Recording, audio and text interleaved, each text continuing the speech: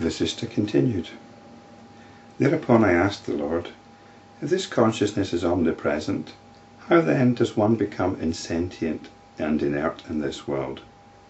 How is it possible that one who is endowed with consciousness loses consciousness? And this is the condition of most of us. We're getting on with our things, driven by needs, by anxieties, by desires, totally unaware of our own consciousness. So we are consciousness that's forgotten its own nature. The Lord applauded the question and replied, the omnipresent consciousness, which is all in all, exists in this body, both as the changing and as the unchanging and unmodified one. Just as a woman dreams herself to be another with another as her husband in that dream, the same consciousness believes itself to be of another nature. One wonders why the example of a woman was chosen. It could be just as a man dreams himself to be somebody else with another wife. Consciousness identifies with whatever form it takes. It's like when you become aware of something. This computer mouse. Consciousness becomes the computer mouse. When I say I'm aware of the computer mouse, there isn't awareness and the computer mouse. There's only the computer mouse. In a dream, you become who you are in a dream. You might change into a cat. You become that cat. Or you might be somebody totally different in your dream. This is how consciousness works. Just as the same man, when he's under the influence of uncontrollable rage, behaves completely differently, even so consciousness assumes another aspect and functions differently. By stages it becomes insentient and inert. It's through reinforcing certain notions. Consciousness keeps identifying with certain notions and gets stuck in them. It identifies with notions of being an individual. It identifies with a world out there, and these things take on a certain reality. They become fixed. They become inert. Consciousness thus becomes its own object, creating space and then air and their respective qualities. At the same time, it evolves within itself time and space and becomes a jiva, followed by individualized finite intellect and mind. From this arises the cyclic world appearance and notions like I am an untouchable, etc. So an untouchable here is somebody who's outside the caste system.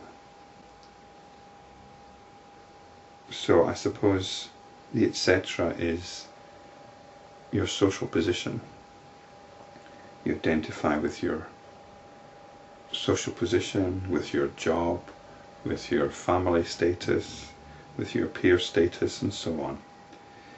The infinite consciousness itself thus becomes apparently inert, just as water becomes crystal.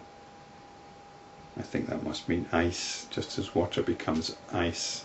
Water which flows becomes rigid and inert.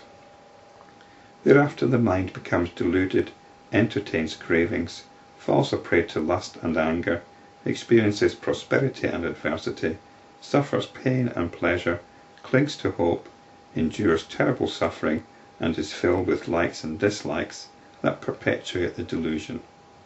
Thoroughly deluded, it goes from error to error, from ignorance to greater ignorance. That's a fairly accurate description of the situation. In childhood, this deluded consciousness is totally dependent on others. In youth it runs after wealth and is filled with worry. In old age it is sunk in sorrow, and in death it is led by its own karma. In other words, it carries on. Consciousness never stops.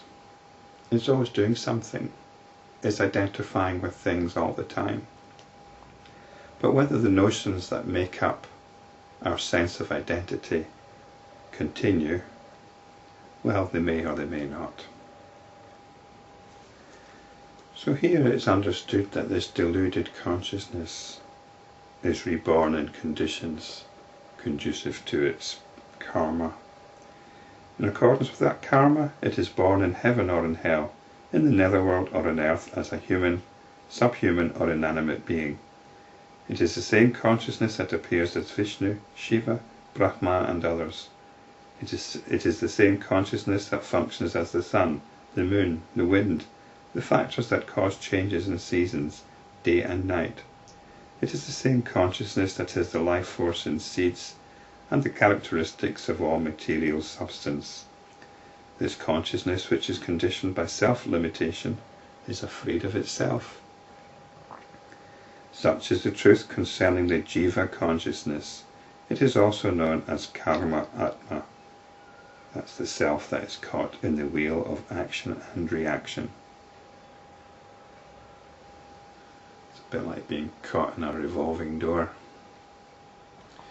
The longer you're in it, the harder it is to get out because you get quite dizzy. Behold the power of ignorance and inertia. Merely by the forgetfulness of one's own true state, the consciousness undergoes great troubles and sorrows and experiences pitiable downfall.